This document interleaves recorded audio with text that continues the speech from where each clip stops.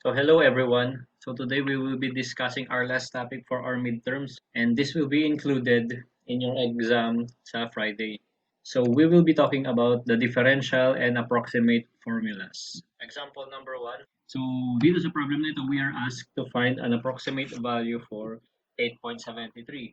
So upon reading this, may papasok agad na solution sa isip nyo. So napakadali lang i-solve nito. May calculators naman tayo. So ipagpipindutin lang natin sa calculators natin. Makukuha natin yung sagot na 2.2.95. So napakadali. So ganun na lang ba yun? So hindi. So ang hinahanap kasi sa atin ay approximate value.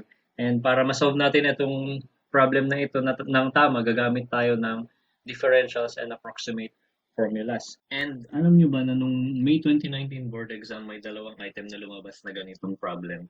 So dapat ngayon pa lang ma-master na natin kung paano i-solve ang mga problems na ganito. And kahit wala tayong calculator, masasolve natin ang mga ganitong types ng problems using the differentials and differential calculus. So, una, tingnan natin yung 8.73. So, saan ba siya malapit?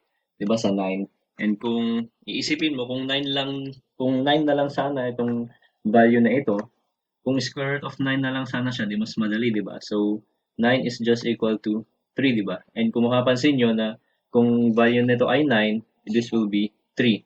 Yung 8.73 ay slightly lower than 9. So, ibig sabihin, yung approximate value ng square root of 8.73 is slightly lower than 3.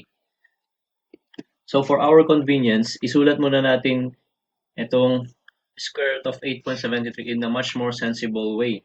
So first, let us consider this function y is equal to square root of x. So, sir, saan nanggaling yan? Saan nanggaling yung square root of x? So, nanggaling yung square root of x dito sa square root of 8.73. Pinalitan ko muna siya ng x and then inequate ko lang natin sa y. And then, kunin lang natin yung differential of y. So, to get the differential of y, kukunin natin yung derivative of y and then multiply natin sa dx. So, we now have the differential for y is equal to derivative of y is 1/2 over 2 square root of x. And then ilalagay lang natin yung dx. Lilitaw lang yung dx. Okay? So quick FYI, yung dy is the differential of y. And it is also the approximate change in y. And yung dx naman, that is yung differential of x. But unlike sa differential of y, itong dx natin ay hindi equal sa approximate change in x, but this is yung actual change in x. So we have approximated and we have actual. So pag sinabi naman natin actual change in y, that is denoted by delta y. Yan yung change in y. At pag sinabi naman natin delta x, it is yung actual change sa x. Okay? And para makaproceed tayo sa problem natin, we should know that yung differential of y is not equal to the actual change in y. Pero yung differential in x is equal to the actual change in x. So later na explain ko kung paano nangyari itong notations na ito. Okay? So balik tayo sa problem. We now have yung equation natin for differential y. So hahanap tayo ng value ng x, hahanap tayo ng value for dx. So, balikan natin yung number na square root of 8.73. So, 8.73, malapit lang siya sa 9. So, consider natin yung value na x na 9. So, we write the differential of y is equal to 1 over 2 square root of 9. So, ngayon, hanap tayo ng value for dx. And yung dx is just yung change in x. So, para makuha yung change of x, balikan natin yung concept na x plus delta x is equal to x sub 2. So, ito yung first x value natin. Lalagay natin yung change in x. Makakarating tayo sa ating second x value. And yung x value natin, yung first x value natin na gagamitin dito ay dapat yung value na ina-assume muna natin. So, hindi muna natin gagalawin itong 8.73. So, yung 9 muna. So, yung x1 dapat natin ay 9 plus delta x. And yung x sub 2 natin ay yung 8.73. Okay? So, kunin natin yung delta x. So, delta x is equal to 8.73 minus 9. We have delta x is equal to negative 0.27. So, this is your value for the delta x, or ito ay dx din. So, ilalagay lang natin siya dito sa ating equation. We have negative 0.27. And then, solve na natin. 1 over 2 times square root of 9. Square root of 9 is 3. Times 2, it is just 6 times negative 0.27. Diba? Kahit wala tayong calculator, kaya natin isolve to basic multiplication lang siya. So, your dy now is equal to negative 0.045. Negative 0.045. So, this is yung approximated change in y. So, bago tayo magpatuloy sa ating solution, tingnan muna natin itong table na ito. Okay, so dito sa ating first column, lagay natin ay yung x value natin, and then sa ating second column ay yung y values, and that is equal to square root of x. Nakalagay na kanina. So when the value of x is 8.73, yung value ng y natin ay square root of 8.73, at hinahanap natin yung approximate value niyan.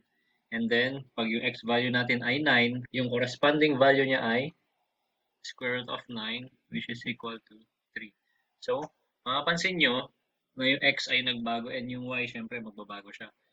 So, para makahanap tayo ng approximate value for square root of 8.73, kailangan natin balikan yung concept na when x changes, y also changes. So, when we get our first value of x, idagdag natin yung change in x, makakuha natin yung second x value, and kukunin din natin yung first y value natin, tapos idagdag natin yung change in y, makukuha natin yung second y value.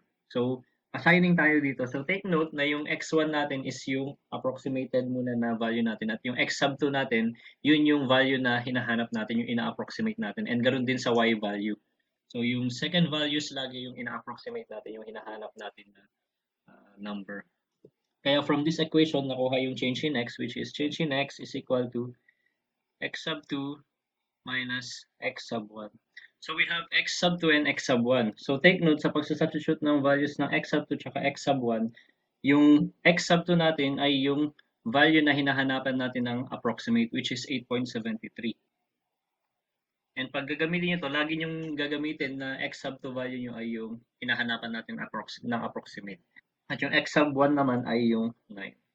Okay? Kaya nakuha yung negative 0.27. So we have now yung change in x. So negative 0.27 from 9 to 8.73. And para mahanap natin approximated value ng square root of 8.73, hanapin natin yung change in y dito. That is proportional to the change in x. Tapos ibabawas natin siya sa 3 para makuha natin yung value na square root of 8.73. Pero ang problema dito, hindi natin alam yung exact value ng actual change in y. Kaya ang gagamitin natin ay change in y, which is yung dy. Kaya itong actual changes in y and actual change in x, papalitan natin siya ng approximated change in x and approximated change in y. Therefore, we now write x sub 1 plus dx is equal to x sub 2. And y sub 1 plus differential of y is equal to y sub 2. Where meron tayong value for dy, yung y sub 1 natin ay kung yung x sub 1 na ginamit natin ay itong 9, yung y sub 1 na gagamitin natin ay yung 3 dapat. So, we have 3 plus yung value ng differential of y, which is negative 0.045. And then, equals, yung y sub 2 natin ay square root of 8.73. Therefore, the square root of the approximate value of 8.73 is equal to 3 minus 0.045 is 2.955. So, ito na yung sagot natin. Ito na yung approximate value ng square root of 8.73. So, ganun lang siya. Nagre-revolve lang siya dito sa mga equations na ito for x and y. And dahil hindi natin alam yung actual changes, which is represented by delta x and delta y, gagamitin na yung approximated changes, which is dy and dx. And then we can solve for dy, we can solve for dx using differentials. Okay? So, para mas maintindihan natin yung concepts na dinidiscuss natin kanina, tignan natin itong figure na ito. Looks familiar ba? So, we have this curve, ang function na ito, which is given by y is equal to f of x is a function of x. And then, meron tayong 2 points along the curve. P prime, ang coordinate na to ay x sub 1, y sub 1. Ang coordinate ng P prime natin ay x sub 2 and y sub 2. And from this point P, papunta sa P prime, mayroong change in x, meron siyang change in y.